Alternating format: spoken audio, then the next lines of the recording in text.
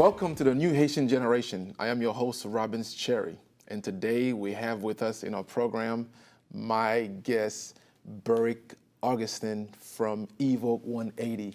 Berwick, how you doing, man? Yeah, I'm good. How Thanks for things having me. been going for you? Things have been going.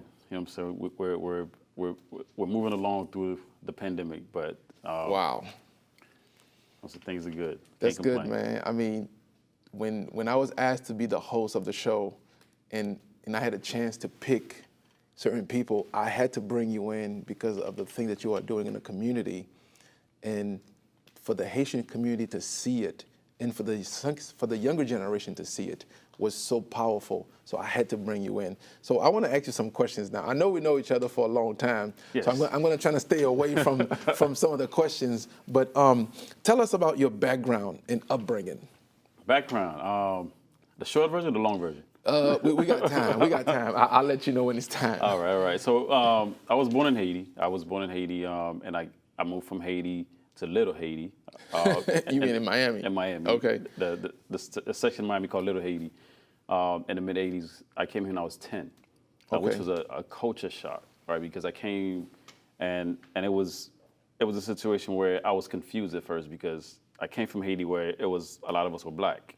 And I came to Little Haiti where being Haitian was almost like a sin, right? So we're like getting ridiculed, getting called all kind of names. Oh yes. And I mean, to the point where, like, at times for us just to walk home, we had to walk in packs because they would jump you if they found out that you were Haitian. So that was very difficult. I saw a lot of unfortunate and difficult situations. I know one time we were walking from school.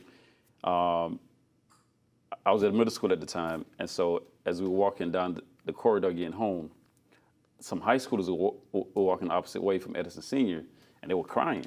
And come to find out was a high school student. His girlfriend found out that he was Haitian and he hung himself. Like, that's how bad it was, wow. right? So so getting out of that, I mean, it was rough. Wow. So you had a very tough environment to go to school and to come from home and to come from school. And let alone not speaking the language. It was a trip. Wow. And so that in itself is I mean, we could write a movie about that. Yes. So what was the environment like at home? Home was actually what saved me, right? Because eventually, as I grew up in that environment, obviously the people, the guys who were around, it was an inner city, you know what I'm saying? So it was a lot of things going on, and so my parents, being very grounded spiritually, made sure that they checked up on us.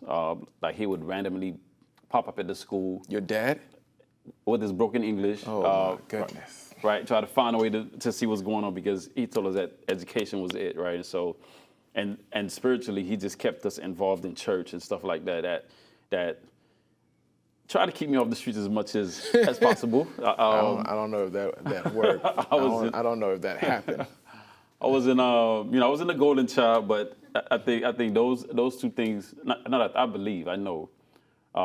Those two things: the fact that he kept us accountable, Yes. and that and he kept us highly involved in church and was in our lives.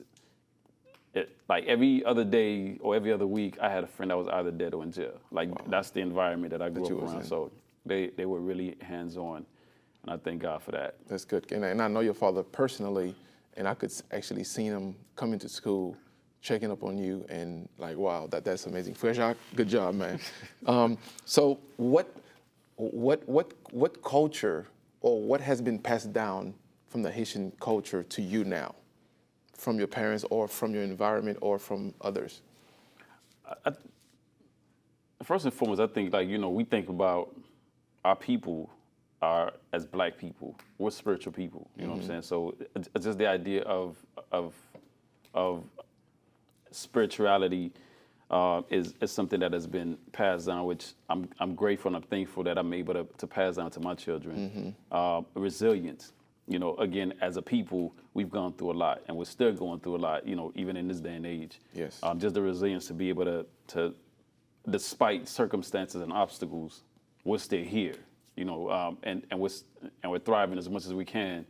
And those two things I think are the cornerstones for me that Wow. that have been passed down. Because I mean, even as I think about, neither of my parents had education past high school, right? And so all four of us now are college graduates, and 3 out of the 4 have a master's degree, and our parents didn't know how to navigate the system, never been to college, and it's just it's because of those things, those work ethics and the resilience and us being grounded and our identities that have allowed us to be able to be where we are today. That's good. So if you can say, who's your biggest influence today? Outside of God, I would say I would have to go back to my parents. Yeah. I would have to go back to my parents. Yeah, because they're even still today, just looking at like the model of how they came here with nothing, literally like with the shirt on their backs, and to be able not to be homeowners, have college graduates, and be able to be productive in this society, despite the circumstances, despite the obstacles and the hurdles. I would definitely have to say that. That's good. I think many times we forget what our parents went through just to come here. Yeah. And to leave where you were born, to leave your country, to come to another place where you don't know anything, but you know that this will give your children, the next generation, a life, a different trajectory. Right. So this is so powerful to all Haitian parents, and we honor you for giving up your life for us. And we know parents, they big on education. Yes. So explain to me, tell us, Yes. tell us, when did you discover the love for education without, the whooping? Oh man, actually, I think just in Haiti, right? Because in Haiti we were at this private school, right? And so I was always competitive, and it was the way the report cards are in Haiti. It's like you don't get report cards A, B's, and C. It's like it's rankings, right? If it's a class of 20 people, it's like they go. I'm saying number 1, number 2, number 3.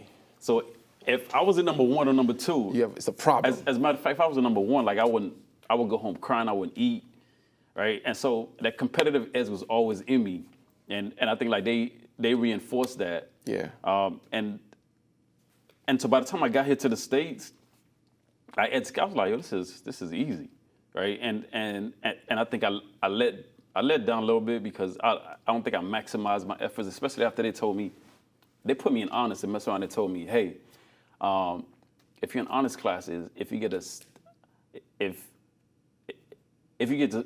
C, it could actually be a B unweighted. How they did that? And I was like, so if I get a B, it's probably an A. And I didn't know the difference between weighted and unweighted GPA. But after they told me that, I was like, pfft. So, You chill. Yeah, I chill. I still graduated with 3.5 out of high school. That's but good. I could have did a lot better. So now you have your bachelor's in what? I have a bachelor's in electrical engineering, and I have a master's in industrial engineering. Wow. So you have a master's degree in engineering. Yeah. But you choose to be an educator and a writer and a poet and all that good stuff. Yeah. And that's a message that I think that's very important. Yes, I want to talk about that. Yeah. So me choosing engineering was interesting, right? Because Miss Crawford was my high school counselor. Shout out to Miss Crawford. Shout out to Miss Crawford. and so I woke up in the office. She go, okay, so you're saying you about to graduate. So what are you going to major in when you get to college? I was like, I don't know. I was like, well, you pick something. She goes, no, it's your education, your future. My thing is I played football in high school. So I was like, I'm going to the league. What you mean? Going to the NFL? What's the problem? She goes, okay, what if it doesn't happen? I said, what if it does happen? And she goes, okay, can you pick something? I said, no, you pick something because it doesn't matter. I'm going to the NFL, so this will be backup. So she looking at me like, so finally she goes, okay, let me pull up your grades. And she goes, well, it looked like you've been pretty strong in math. I said, okay. I said, so what can I do in math that make a lot of money? She goes, that's not all you need to think about. I was like, this is a backup plan. It really doesn't matter, Ms. Crawford. And so she goes, well, you could do engineering. I said, make a lot of money? She goes, yeah, they can. I said, okay, I'll do it. She goes, that's it? I said, that's it. Are you serious? That's how I picked my major. So So I got to college, and Haitian parents, it's like if you pick engineering, doctor, lawyer, those three big things there, you're good, right? So so I picked that, and I stuck with it. It was difficult, but I stuck with it. But then when it was time to work with it, I was miserable, right? So I got this like really good paying job with right before I graduated with UPS as an industrial engineer in Jacksonville. And like day in and day out, I was in the office looking at the clock like, yo, this is not me, right? And so I spent all these years studying something that I really didn't love. Wow. And I go back to the conversation with Ms. Crawford. If she would have pulled like, okay, what's your passion? You know what I'm saying? If the conversation had gone that route, I might have chosen something else. And I think it's very important for parents, now that I have three kids of my own, is to pay attention to what they enjoy to do, what comes naturally to them, what they were gifted and programmed to do. Because those things are what they need to be able to find a career in, you know what I'm saying? That's good. And those are the things that I think with our parents, they don't want to hear that. They thinking about, we came here, it was a struggle, so I need you to do something so that you can make something out of yourself, because I'm not going to be here forever. I need you to make sure that you're straight.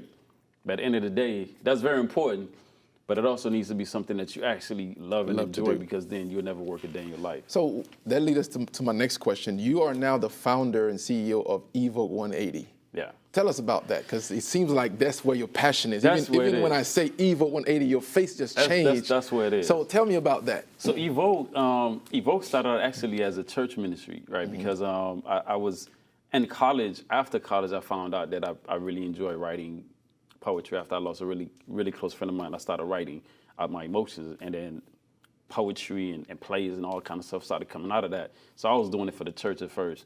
And eventually I was like, yo, the production started to evolve. And our first big major production actually was a part of. Yes, I remember. Lee Babies, you know? And so that play sparked back then what was called Island Faith, and which is now Evoke 180. And so right now it is branched out into Evoke 180 as a publishing company for books that I've published, and I've helped other people publish. Hold up. So now you went from art and poetry and writing. So now you're an author now. Yes, sir. So tell me about your books. So after I released 4 spoken word CDs, I started writing books. And my first book was a book of poetry called Numbered Words, right? And so the idea behind it was that the words were numbered. It's 50 poems in the book. Wow. So the first poem has 1 word, the second poem has 2 words, and it followed that pattern where the 50th poem has 50 words. So so that was the first book. And then after that, I came out with a children's book, because then, after having kids, I'm like, I need to pass down the Creole language and the culture to my children. And so I was like, I know that they weren't going to learn all the information that they need to know about the culture, because I was a classroom teacher for over 10 years. And I know the curriculums. I worked in Dade and Broward County. They don't really address or talk about the Black plight or the Black experience in history like it's supposed to. And it's not a secret, right? And so I decided to write a book about the Haitian flag in English and in Creole, right? And so that was the second book. And then I followed it with a series called Black Freedom, which is a part 2 to it. What? And after that, I actually, at the time I was working with Broward County schools as a reading coach. And so the diversity department, I was able to get in contact with them.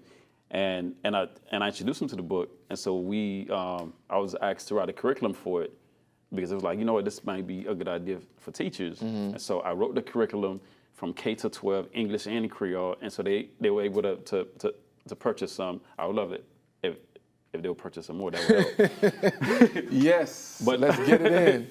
So that prompted a series of curriculum workbooks along with the book. And my most recent project is another bilingual book in English and in Creole called The Lord's Prayer. And so with that, again, mixing the culture with the spirituality, which we spoke about earlier. Yes. Being the cornerstones of who we are as a people.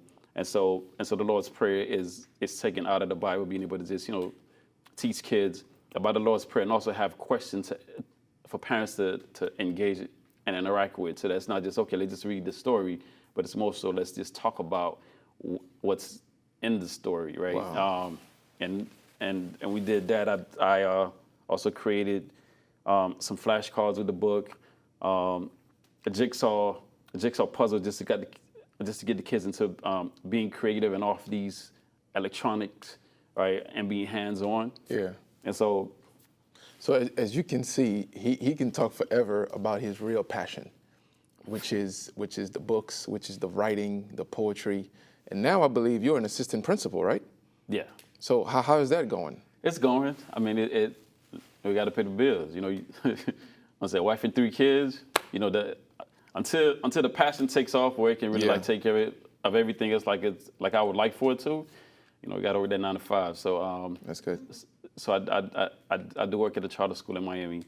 I'm called the C School of Miami, and for the middle school, I'm just as a principal there. Okay. Wow.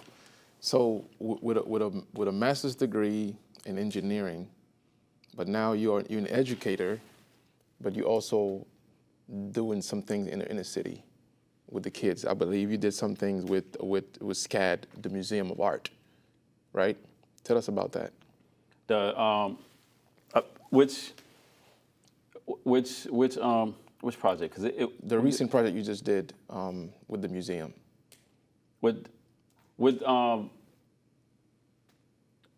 Actually, I did a project with Broward County first, where we were able to.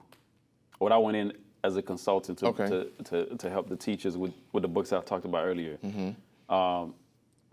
And then there was there's a couple of organizations down in Miami that collaborated, and so during Haitian Flag Day, they had me go to different schools to be a guest speaker and to speak to the kids and to give back, specifically to the Haitian culture.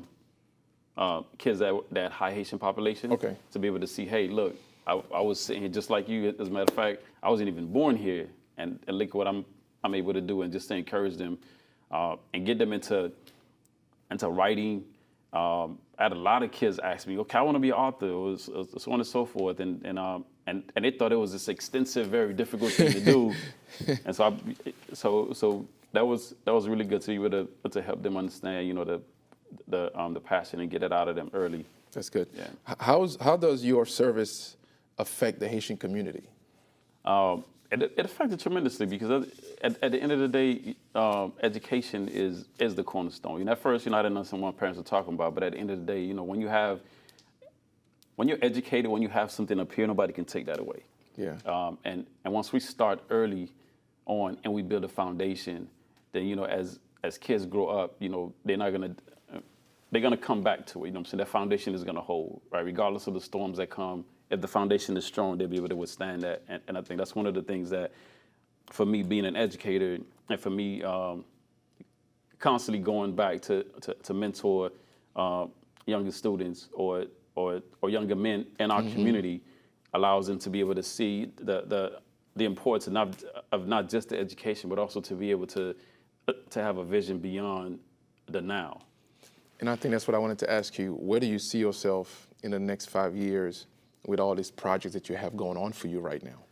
Next 5 years, I would hope, my prayer, my hope is to be able to do what I do, as far as my passion, as far as the writing, as far as Evoke, to be able to take care of my family first and foremost, and to really go back and be more of a consultant, right? Helping people to publish their work, their voices, going back into the schools to help with infusing other things outside the regular standard academics that's there. Yeah. Because there's just so much more that we need to do to prepare our students to be effective citizens after they leave our classrooms. So those are the things that I hope to do in the next. That's good. Next 5 years. So, and saying that, what is your biggest challenge? Biggest challenge is open doors. I think you can have the greatest product you can have the highest education, but unfortunately, we live in a world where it's about who you know, and it's about doors being open, opportunities being available. Because with those type of moves to do the type of things that you need to do, you need money, Yeah. and without money and support, and obviously they're just not going to happen. So. Wow. So you came here when you was 10. So you practically was raised here in America, but you still had a culture with your environment, with your parents. Tell me about Haiti and the Haitian American identity. I think it's lost. It's lost, and it's lost in the sauce somewhere. Okay. I appreciate the fact that my parents always spoke Creole with me at home.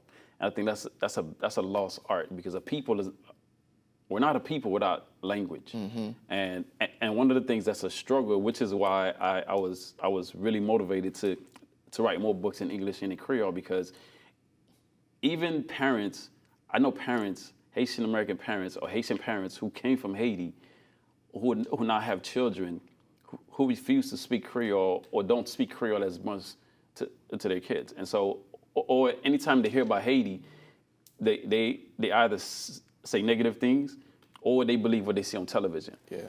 And I think it's extremely important that we, as we come here to find a better life, that we don't assimilate where we lose ourselves. And I think that's a lot of that is happening. When I first started teaching, I remember an experience with a young lady. She was in the 10th grade, and so I asked her, did she know who Toussaint Louverture was? And she was like, is that a compas singer? You know what I'm saying? And as devastating as that was, it showed me that there's a lot of work to be done, because our kids really don't know who they are and where they come from, and their influence, and our influence as a black nation and as Haitian people, how much impact we've had not only in Haiti but across the world. I think you have one of your books, 1802. 1803. 1803. Yeah. And that's a very powerful book that you wrote. It's in English and in Creole, I believe. Yeah. And it really teaches students and parents about the culture and about where they came from, how we, the first black nation to free ourselves from slavery.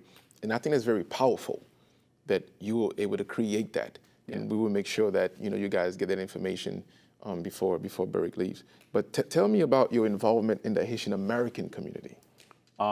Haitian American, I mean, I've always been very involved with that. I think as soon as I got here, between the fact that you go to a Haitian church, you're in a Haitian American culture, right? And obviously, we grew up in a Haitian church, and just being involved and knowing exactly what goes on in the community, because we see them each and every day, right? I think that's one. The other one was years ago in Miami. I was part of a spoken word group called the Maroons, where we would go around and do spoken word poetry across the country. I would say English and Creole as well, and to promote the culture. Yeah. And we actually, I was part of that group, and we started the first ever spoken word open mic in Miami at the time. I'm down in North Miami, and like from that point into like other things. Most recently, once the COVID situation happened, I was someone called me about being a translator to help Haitian parents and also the Haitian community file for unemployment, because they don't know the language, and it was very difficult. So I'm still connected with all those individuals. That's good. And I volunteer sometimes to do that. So I'm highly involved with the community. That's good. Last year, like you said, before COVID, I had a chance to go speak to a big organization. And I'm thinking they brought me in about my books, and I have the books, they purchased the books, but really all they wanted to hear was my story. Yeah. They wanted to know how I navigate through the process of coming here. Didn't speak any English, had to go to ESOL and all of that stuff. And now you're doing this. People and the kids today want to know, how did you do that? How did you navigate through that? And if you had to give this young generation advice, what would it be? The advice would be to sit down and really have a conversation with your parents, right? And let them tell you their story. I think everything starts from there. Like because the more I learn about my parents' story, the more I begin to internalize and things begin to make sense. And so I begin to know, first off, the purpose of why they came here, which translated to my purpose of being here. And I think just from that point, to have a vision, you know what I'm saying? And to know, to connect the dots between where they came from to where they are now.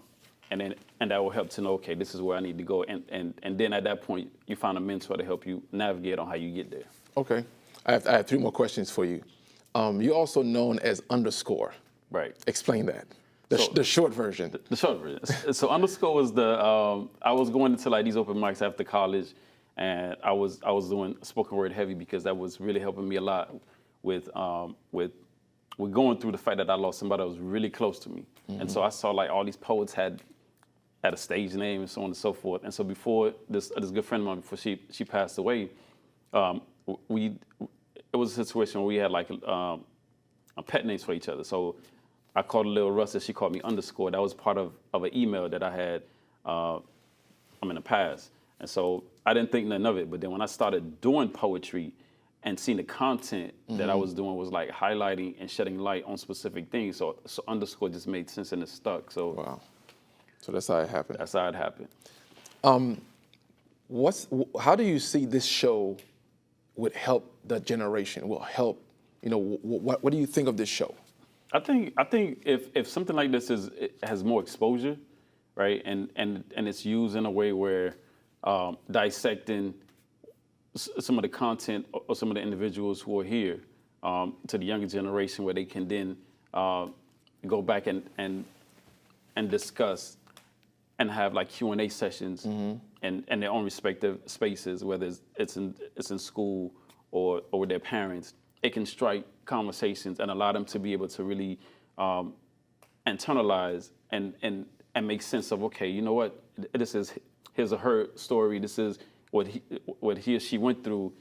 This is the way I am. How does this make sense with me? And if I need some kind of advice, how do I connect with these people? Yeah. Because I think, it's one thing to see it on television, but then if we can go and connect with them, that's good. And in some kind of way, put us on tour. That way, we're good. You've been watching the new Haitian generation, where my guest has been Berwick _, Augustin, and also with Evoke 180. So you've been watching the new Haitian generation on Beacon TV. Tune in next time for our next guest. Thank you so much.